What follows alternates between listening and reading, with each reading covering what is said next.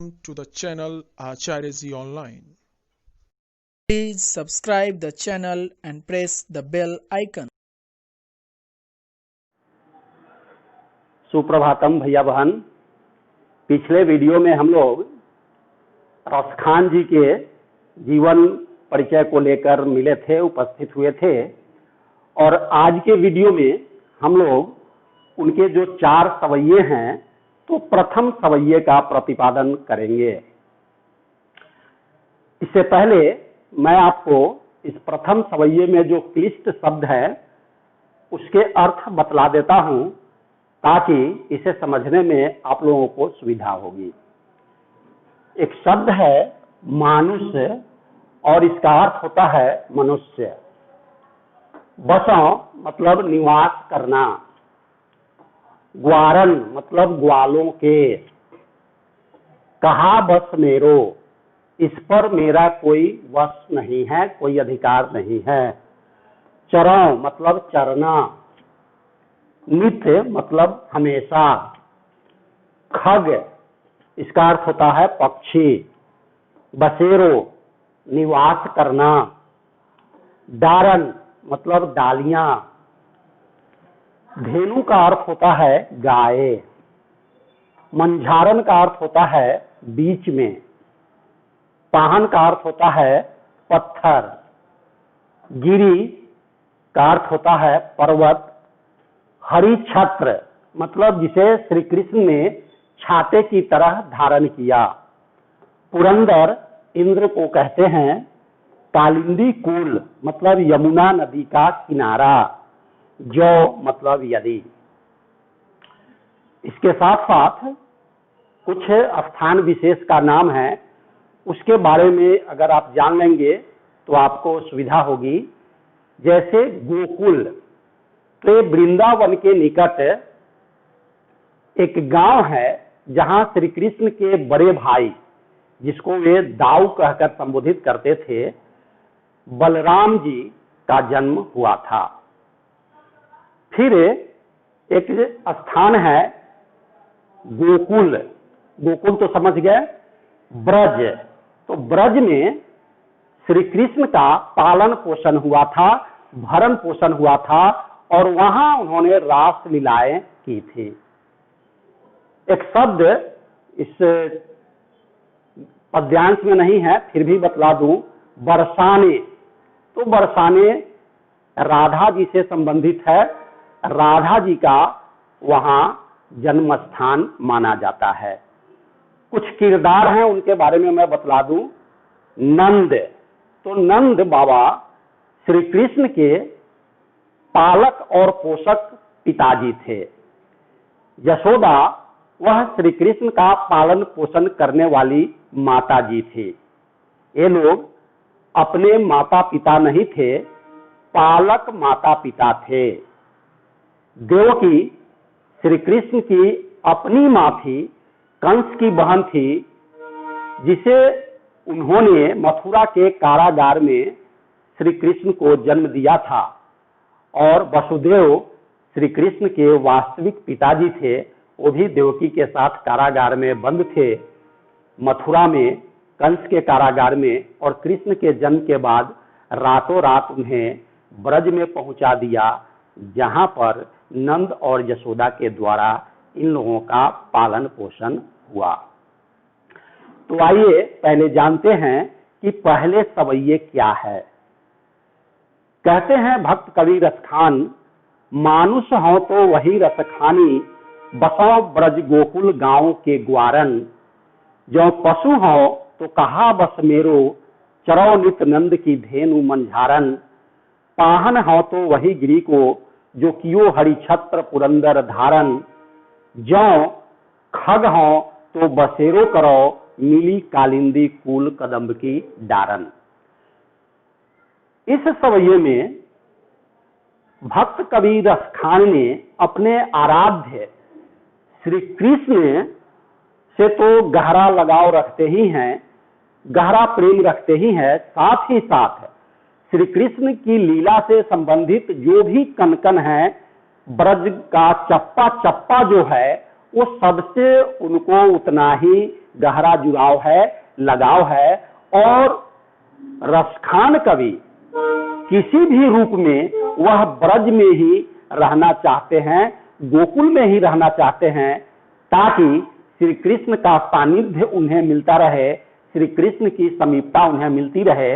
वह चाहते हैं कि अगर मेरा जन्म मनुष्य में हो तो ब्रज में ग्वालों के बीच रहना चाहूंगा, अगर मेरा जन्म जानवर में हो जाए तो मेरी इच्छा है कि गोकुल में जो नंद बाबा की गाय है उनके बीच चरने का मौका मिले, और अगर मेरा जन्म पत्थर में ही हो तो मैं चाहता हूं कि गोवर्धन पर्वत का पत्थर बनूं, और अगर मुझे ये सब नहीं बनना पड़े और पक्षी ही बना दिया गया तो मेरी इच्छा है, मतलब रसखान की इच्छा है कि यमुना नदी के किनारे जो कदम्ब का वृक्ष है उस पर वे निवास करें।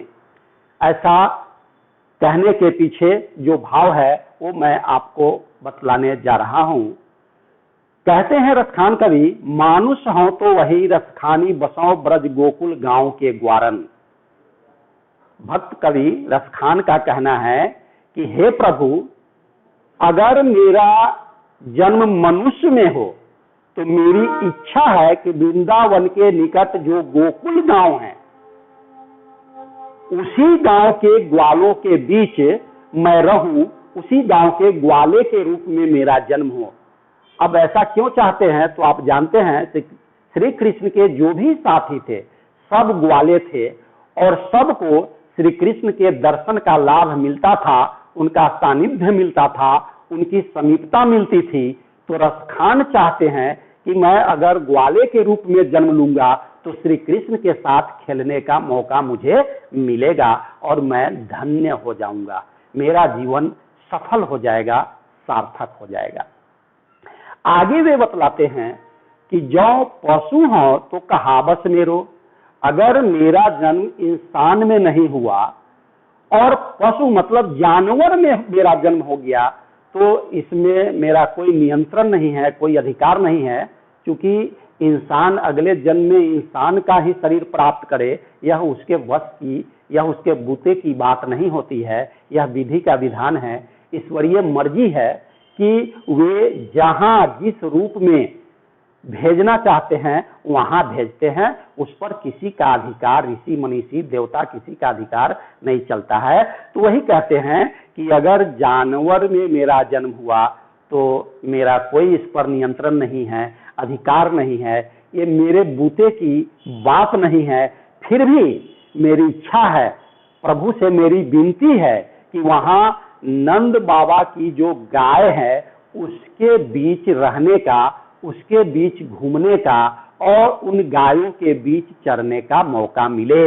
मतलब मैं इंसान में अगर जन्म नहीं लूं तो जानवर में जन्म दिया जाए तो मुझे गाय के रूप में जन्म दिया जाए ताकि मैं ब्रज में रहूं। अब वहां क्या होगा कि जो ऋषि मनीषी हजारों वर्ष तपस्या करते हैं श्री कृष्ण का दर्शन प्राप्त करने के लिए, लेकिन उनको दर्शन नहीं होता है, मोक्ष की प्राप्ति नहीं होती है, और जब रसखान वहां गाय के रूप में जन्म लेंगे तो भगवान श्री कृष्ण स्वयं उन गायों की देखभाल करते थे, उनको चराते थे, बहुत अच्छे से परवरिश करते थे, पूरा सतर्कता पूर्वक सावधानी पूर्वक रक्षा करते थे। तो ये सहज लाभ रसखान को वहां गाय के रूप में मिलने वाला है।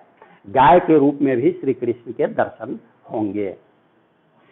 आगे कहते हैं कि अगर मान लीजिए मेरा जन्म जानवर में भी नहीं हुआ, क्योंकि ये किसी के बस की बात नहीं है, तो क्या कहते हैं, पाहन हो तो वही गिरी को जो कियो हरि छत्र पुरंदर धारण।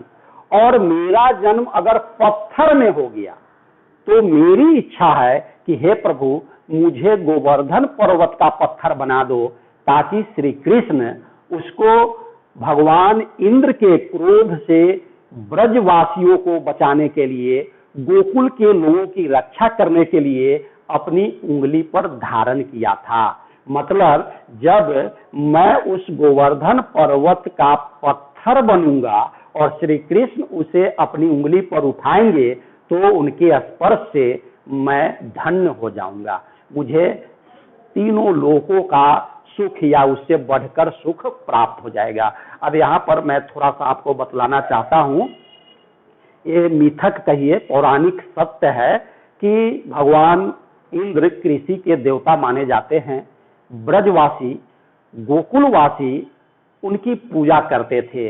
एक बार ऐसा हुआ कि श्री कृष्ण ने इंद्र की पूजा रुकवा दी और उन्होंने ब्रजवासियों को गोकुलवासियों को समझाया कि ये पहाड़ हम लोगों को सर्द हवाओं से बचाता है, तो हमें इन पहाड़ों की पूजा करनी चाहिए। इस पर इतने खनिज संसाधन है, ये जो वनस्पति है इसकी पूजा करनी चाहिए, इससे हमको शुद्ध वायु मिलते हैं और जरूरत की लकड़ियां मिलती है, और इंद्र की पूजा करने से कोई लाभ होने वाला नहीं है।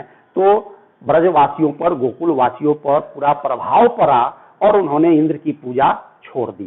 कहते हैं इंद्र भगवान बहुत नाराज हो गए, बहुत ज्यादा क्रोधित हो गए और जल के जो देवता है वरुण, उनको आदेश दिया कि जाकर इतनी बारिश कराओ कि पूरा ब्रज और गोकुल डूब जाए, जल समाधि ले ले, महाप्रलय आ जाए। और वरुण ने भयंकर वृष्टि की, भयंकर वर्षा कराई और अंत में वर्षा के जल से, उस महाप्रलय रूपी जल से बचाने के लिए भगवान कृष्ण ने उस गोवर्धन पर्वत को अपनी उंगली पर धारण किया था और सबकी रक्षा की थी। बाद में इंद्र का भी और वरुण का भी घमंड टूटा था और उन्होंने कृष्ण के नजदीक आकर माफी मांगी थी। तो ये एक प्रसंग है। आगे देखते हैं, फिर आगे बतलाते हैं रथखान, जो खग हो तो बसेरो करो मिली कालिंदी कुल कदम की डारन। और अगर मेरा जन्म पत्थर में नहीं हुआ और मेरा जन्म पक्षी में हो गया तो मेरी इच्छा है कि हे प्रभु, यमुना नदी के किनारे जो कदम्ब का वृक्ष है, मैं उसी के फुनगी पर अपना घोंसला बनाकर निवास करूंगा। और इसके पीछे कारण क्या है आप सब जानते हैं। यमुना नदी के किनारे कदम्ब के वृक्ष के नीचे भगवान श्री कृष्ण गोपियों के साथ रासलीला का आयोजन करते थे, तरह तरह की क्रीड़ाएं करते थे, रासलीला करते थे। तो कवि का मानना है कि पक्षी के रूप में मैं वृक्ष के ऊपर रहूंगा और यह दृश्य जो देवताओं के लिए भी अलौकिक है, असंभव है, और मैं ऐसे ही श्री कृष्ण की रासलीला देखा करूंगा, उनका दर्शन होगा और मेरा जीवन धन्य हो जाएगा। तो भैया बहन, दूसरे सवैये को हम लोग अगले वीडियो में जानेंगे, समझेंगे। धन्यवाद।